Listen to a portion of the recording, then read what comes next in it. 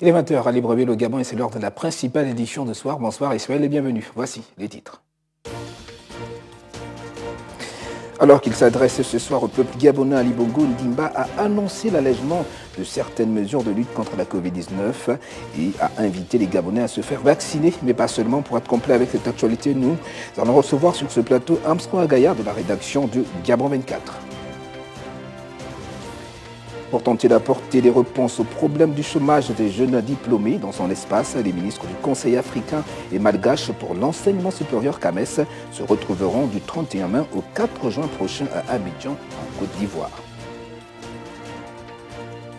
Et puis dans ce journal, nous plongerons dans le berceau des Jeux Olympiques. À 2 mois des Jeux de Tokyo, un musée consacré à l'esprit et à l'histoire des Olympiades ouvre enfin ses portes à Athènes, en Grèce. Voilà pour les titres de ce journal. C'était une allocution très attendue par les populations. Face à la nation, ce 28 mai, le chef de l'État gabonais fait le point des mesures en cours dans la lutte contre la Covid-19. Ali Bongo Ondimba en a profité pour saluer la responsabilité de l'ensemble de la population, gage, selon lui, de lendemain meilleur. La lecture de Ronan Charlie Mankoné.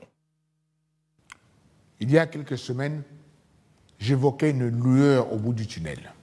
Je dis ce que je fais et je fais ce que je dis. Le numéro 1 gabonais Ali Bongo Ondimba vient encore de confirmer cette vision de sa politique à travers une réponse claire aux attentes des populations. Dans son discours d'une dizaine de minutes servi ce 28 mai à la nation, le président gabonais a exprimé ses vives félicitations au peuple gabonais d'origine et d'adoption qui a fait preuve de responsabilité dans cette lutte contre le coronavirus qui, hélas, n'a pas livré toute sa vérité. Pour cela, Ali Bongo Ondimba reste prudent et recommande la vaccination, gage d'immunité pour les bénéficiaires autorisés à circuler librement, même au-delà du couvre-feu qui passe de 18 à 21 heures. Cet allègement pour redonner un souffle à l'économie et aux particuliers plongés par la Covid-19 dans un état de tristesse avancée, le gouvernement a donc reçu instruction de mettre en musique ses orientations. Le chef de l'État reste optimiste quant à l'avenir qu'il promet d'ailleurs radieux à l'ensemble des habitants du Gabon. Cette lueur qui symbolisait l'espoir d'une sortie de crise fait place aujourd'hui à une lumière qui brille de plus en plus fort.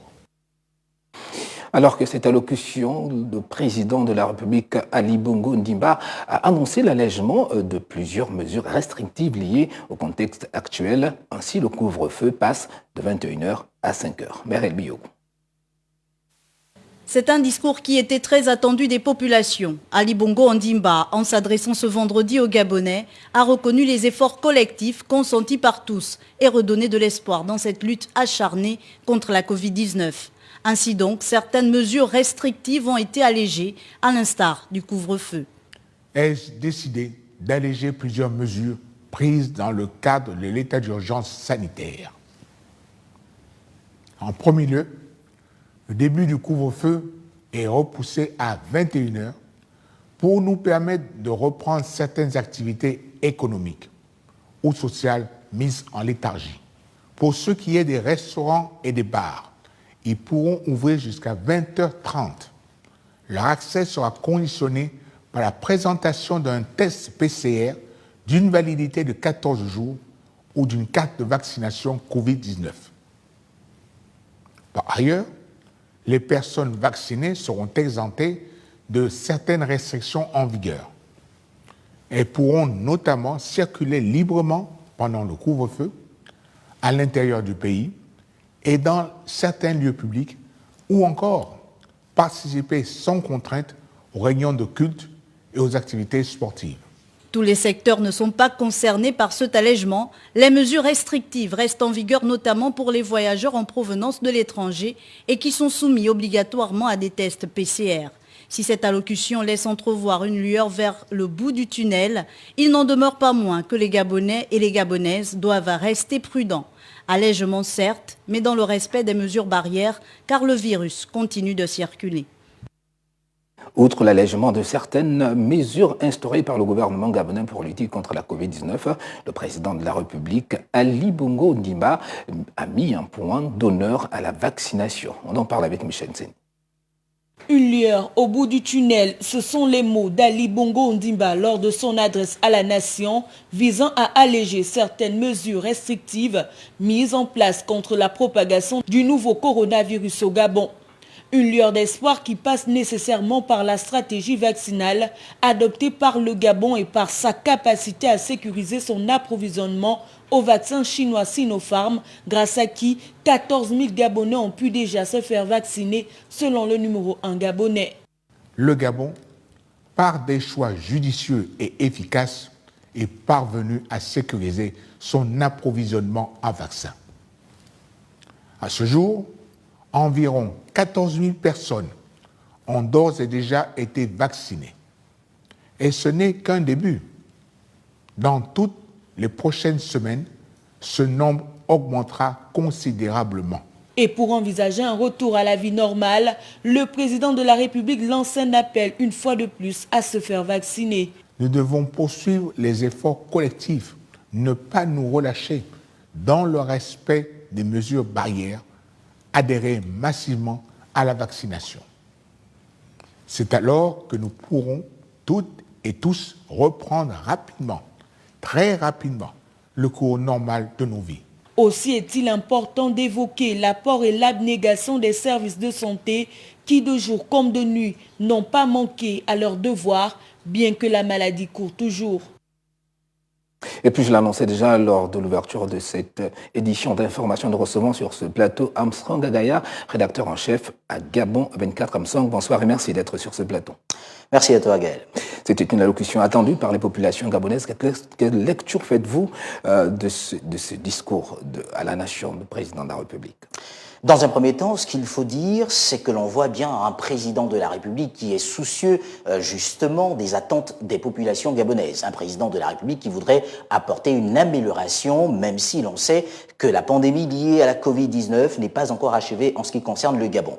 À côté de cela, il y a la question de la vaccination qui est très importante, puisqu'Ali Bongo Ondimba appelle les Gabonais à aller se faire vacciner.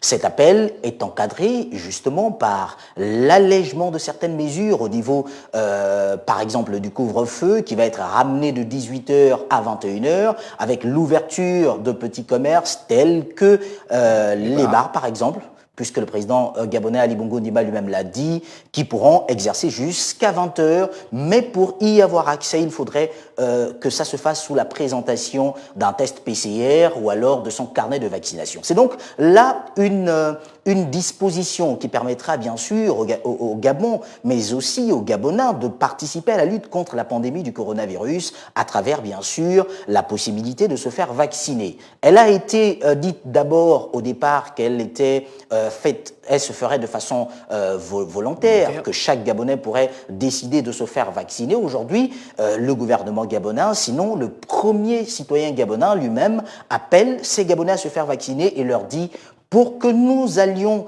très progressivement, et bien surtout, et pour que nous atteignions justement une immunité collective, au moins à 50, 60 ou 70%, il faudrait que tout le monde aujourd'hui pense à se faire vacciner. Le Gabon étant un pays de droit, les autorités gabonaises ont jugé qu'il était nécessaire de laisser libre cours aux personnes de pouvoir aller se faire vacciner. Maintenant, comment comprendre la déclaration du président gabonais à côté des mesures restrictives? C'est qu'en fait, c'est une main tendue par Ali Bongo Ondimba puisqu'il est question de santé publique. Ce dernier appelle ces Gabonais à se faire vacciner puisqu'on leur donnera désormais la possibilité, sinon le gouvernement donnera désormais la possibilité à ces derniers de se déplacer sous réserve de la présentation d'un carnet de vaccination par exemple. C'est une bonne nouvelle que les Gabonais dans l'ensemble devraient saluer et devraient comprendre que pour l'heure, ce qui est important désormais, c'est de participer non seulement à cette lutte à travers les tests PCR qui sont disponibles, mais surtout de se faire vacciner puisqu'en ce qui concerne le Gabon,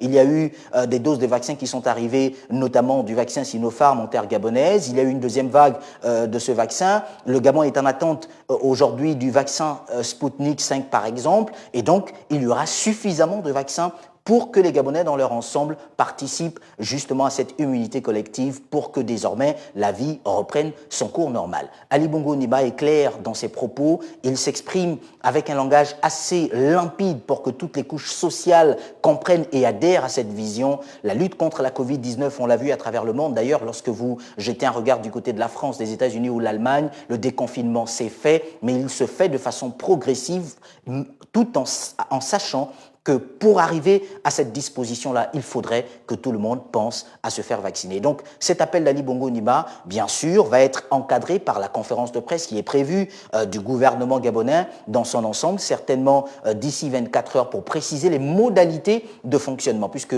lui-même, le chef de l'État, l'a dit, d'ici une période bien définie par le gouvernement, ces nouvelles mesures rentreront en vigueur et d'ailleurs, il a déjà donné le mot d'ordre au gouvernement gabonais. Armstrong Ngaya, beaucoup de mesures ont été prises par le chef de l'État, Ali Bongo Ondimba. Mais en définitive, en 30 secondes, que faut-il qu'on retienne finalement de cette sortie du président de la République?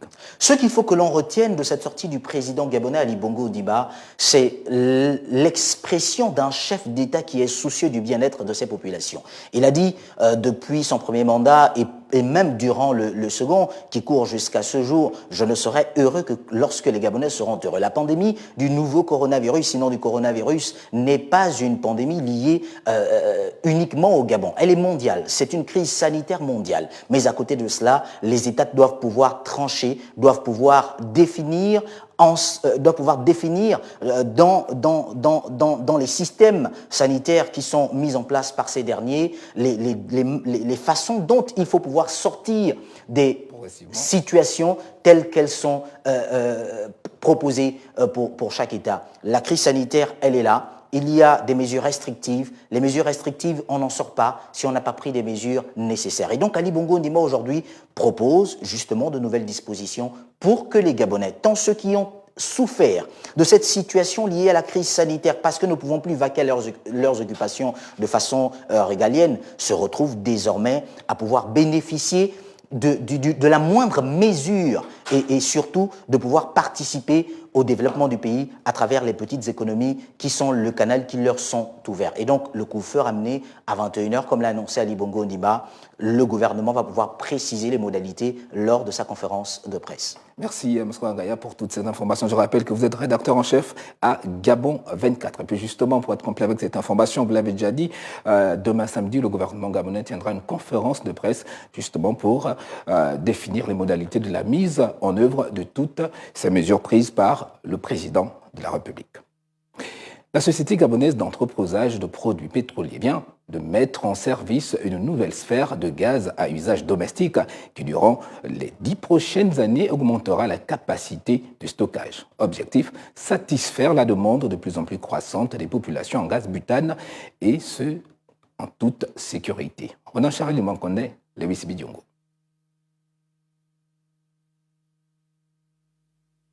Le développement décennal des activités du secteur gazier, l'un des champs d'action de la Société gabonaise d'entreposage de produits pétroliers, est en bonne voie. Ce vendredi, les responsables ont procédé à l'inauguration de la requalification de la sphère GPL du dépôt d'Ovendo doté d'une capacité nominale de 2000 m3. Comprend l'ensemble des inspections réglementaires liées à la requalification de la sphère et l'intervention des organismes de contrôle. Parmi l'ensemble des contrôles réalisés par Petro C2G, nous pouvons retenir principalement 2 d'entre eux, à savoir les épreuves et les relevés de tassement différentiel. Ces 2 interventions permettent de garantir avec certitude la fiabilité des fondations de la sphère, ainsi que l'intégrité de la capacité et sa tenue à la pression de service.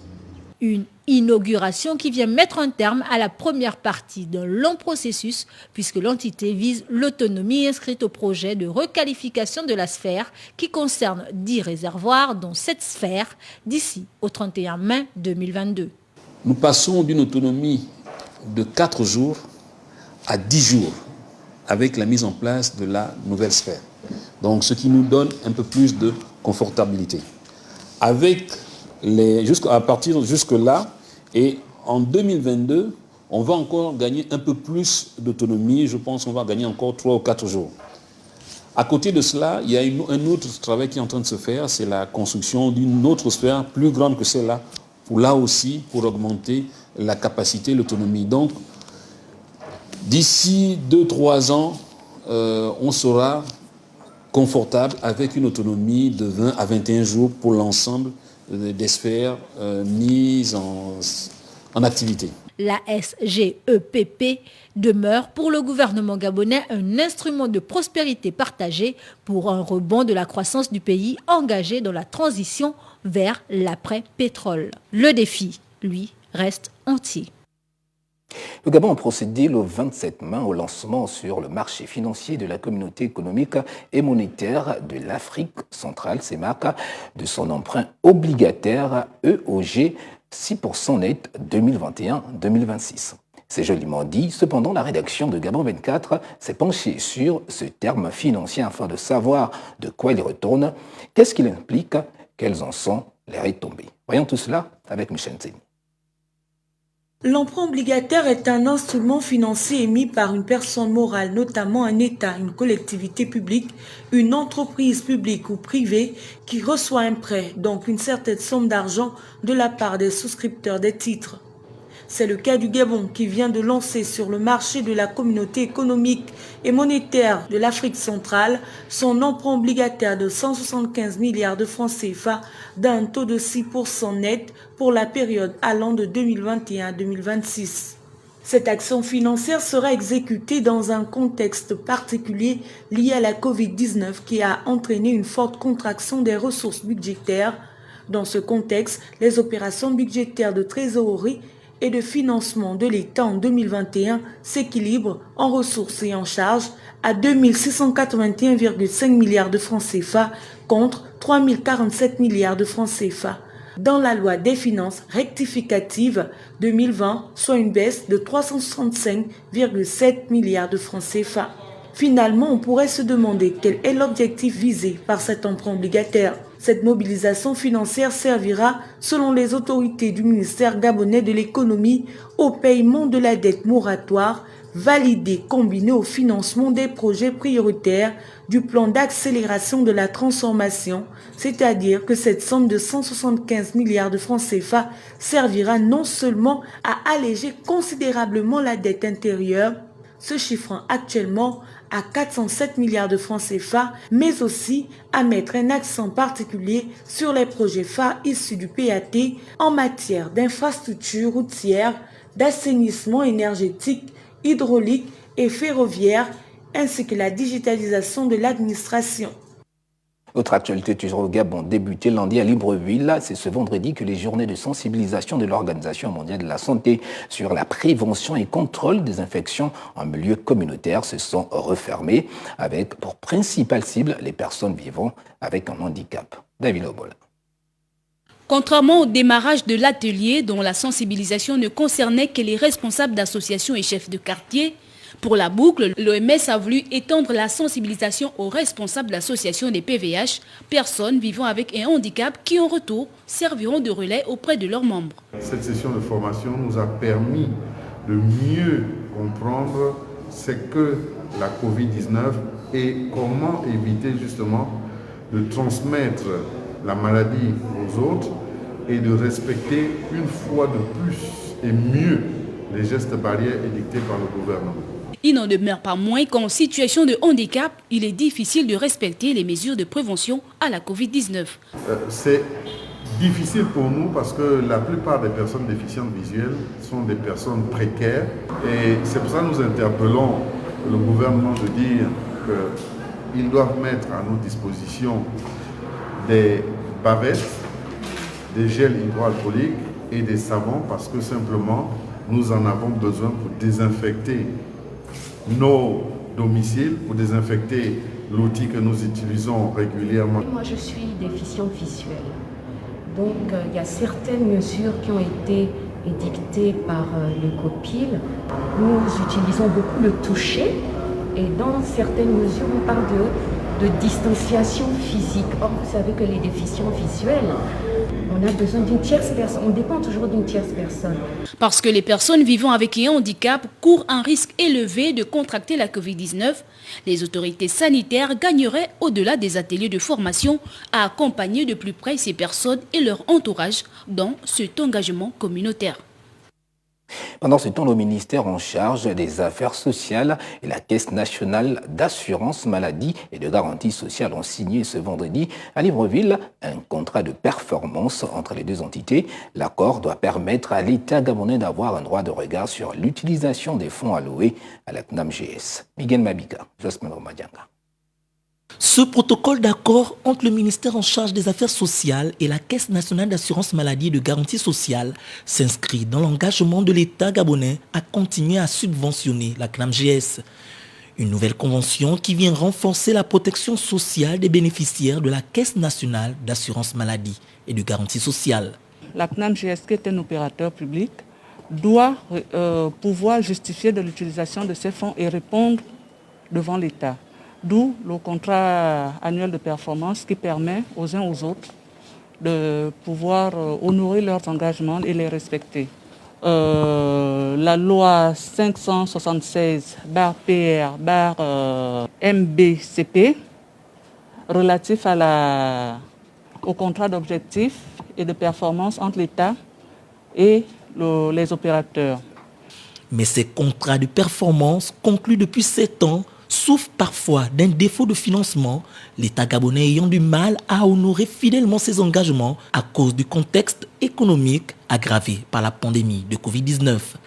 Aujourd'hui, les résultats sont mitigés, essentiellement dus au fait que sur certaines lignes, nous n'avons pas les subventions qui nous parviennent.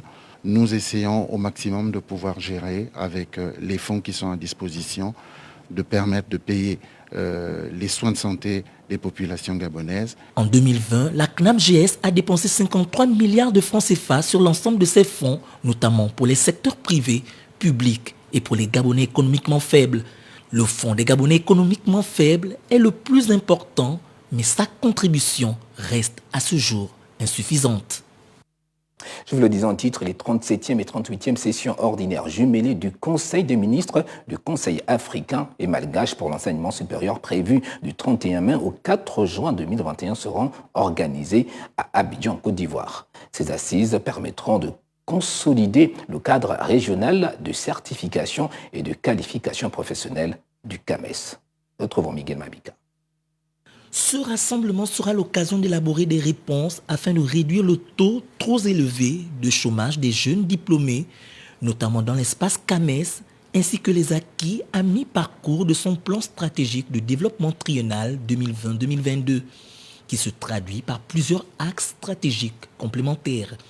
Ce plan, qui comprend 33 objectifs spécifiques et 83 actions concrètes, sera examiné dans l'objectif de s'attaquer aux problématiques prioritaires et transversales que sont l'assurance qualité, l'appropriation et l'utilisation intelligente du numérique, l'impact accru de la recherche organisée en réseau, au bénéfice des États membres, le rôle de conseil et de veille du CAMES en matière de promotion d'enseignement-chercheurs et des chercheurs, des outils pédagogiques et des offres de services, ainsi que la nécessité de sanctuariser les partenariats. Selon le chronogramme de rotation des programmes du CAMES adopté en 2018 à Ouagadougou, Burkina Faso, la 38e session devrait se tenir à Abidjan, Côte d'Ivoire en 2021. Mais la pandémie de la Covid-19 et les consultations électorales n'ayant pas permis l'organisation de la 37e session du Conseil des ministres à Bangui, en Centrafrique, celle-ci a été couplée à la 38e. Le Conseil des ministres du CAMES est la plus haute instance de la dite institution. Il regroupe tous les ministres ayant en charge l'enseignement supérieur ou la recherche scientifique des pays membres répartis entre l'Afrique de l'Ouest, l'Afrique centrale, la région des Grands Lacs et l'océan Indien. Il a pour rôle de prendre des décisions pour le devenir du CAMES et se réunit chaque année en session ordinaire. Parlant de politique pour la suite, c'est sans surprise que Bachar al-Assad a été réélu ce jeudi président de la Syrie et pour un 4e mandat lors d'un scrutin tenu dans les régions sous contrôle du gouvernement et dans un pays en plein marasme économique ravagé par une décennie de guerre. Armel Djembo. Lors d'une conférence de presse ce jeudi soir, le président du Parlement syrien, Hamoud Sabaga, a annoncé que plus de 14 millions de personnes ont participé au scrutin sur les 18,1 millions appelés théoriquement à voter. Le nombre total de personnes qui ont voté sur le territoire national et à l'étranger est de 14 239 140 électeurs, soit 87,64% des voix exprimées. M. Bachar Ibn Hafez al-Assad a obtenu 13 540 886 voix, soit 95,1% du nombre valide de suffrages exprimés. Bachar al-Assad a ainsi été réélu à la tête de la Syrie avec 95,1% des voix. Étant donné que le premier candidat, M. Bachar Ibn Hafez al-Assad, a obtenu la majorité absolue du nombre total de voix avec 95,1%, j'ai le plaisir et l'honneur d'annoncer que M. Bachar Ibn Hafez al-Assad est élu président de la République arabe syrienne. Deux personnalités considérées comme des faire-valoir, à savoir l'ex-ministre et parlementaire Abdallah Saloum Abdallah et un membre de l'opposition toléré par le pouvoir, Mahmoud Mareh, ont respectivement remporté 1,5% et 3,3% des voix. Propulsé au pouvoir en 2000 et succédant à son père Hafez, décédé après 30 années de règne à Damas, Bachar al-Assad a vu plusieurs milliers de ses partisans se rassembler sur la place des Omeyyades, agitant des drapeaux syriens et ses portraits. Restons avec Armel Joëmbongo qui nous plonge dans le berceau de l'olympisme, à 2 pas du stade olympique d'Athènes en Grèce et à quelques semaines des JO de Tokyo, un musée consacré à l'esprit et à l'histoire des Olympiades ouvre enfin ses portes. Repoussé à plusieurs reprises pour cause de pandémie de coronavirus, l'ouverture de ce musée intervient 125 ans après la première édition des Jeux olympiques modernes tenus à Athènes en 1896. Le musée olympique d'Athènes est un voyage unique dans l'histoire et l'esprit des Jeux olympiques. Il a été conçu dans le but d'offrir une expérience unique aux visiteurs. Le premier musée archéologique d'Olympie, achevé en 1888 après les premières fouilles, a abrité les merveilleuses découvertes du sanctuaire jusque dans les années 1970. Avec l'Olympiade d'Athènes en 2004, ce magnifique endroit est devenu le musée de l'histoire des Jeux olympiques antiques. Le voyage des Jeux olympiques et de leur histoire commence depuis l'ancienne Olympie. Il passe par Athènes entre 1896 et 2004 et se termine par les Jeux actuels. Nous avons ouvert la semaine dernière et prenons toutes les précautions pour la sécurité de nos invités. Les premiers Jeux olympiques de l'Antiquité ont eu lieu en 776 avant Jésus-Christ à Olympie, lieu sacré dédié à Zeus, le roi des dieux, à ne pas confondre avec l'Olympe, qui est le séjour légendaire des principaux dieux grecs. Tous les 4 ans, pendant 1200 ans environ, ce sont au total 293 Jeux successifs qui se sont tenus. Point final à ce journal, voici le rappel des titres. Alors qu'il s'adressait ce soir au peuple gabonais, Ali Bongo Ondimba a annoncé l'allègement de certaines mesures de lutte contre la Covid-19 et a invité les Gabonais à se faire vacciner. Pour tenter d'apporter des réponses au problème du chômage des jeunes diplômés dans son espace, les ministres du Conseil africain et malgache pour l'enseignement supérieur CAMES se retrouveront du 31 mai au 4 juin prochain à Abidjan, Côte d'Ivoire. Et puis dans ce journal, nous avons plongé dans le berceau des Jeux olympiques. À quelques semaines des Jeux de Tokyo, un musée consacré à l'esprit et à l'histoire des Olympiades ouvre enfin ses portes à Athènes, en Grèce. Retrouvez le reste de l'actualité sur nos plateformes numériques. N'oubliez pas, la Covid-19 circule toujours, alors respectons les mesures barrières. Bonne suite des programmes.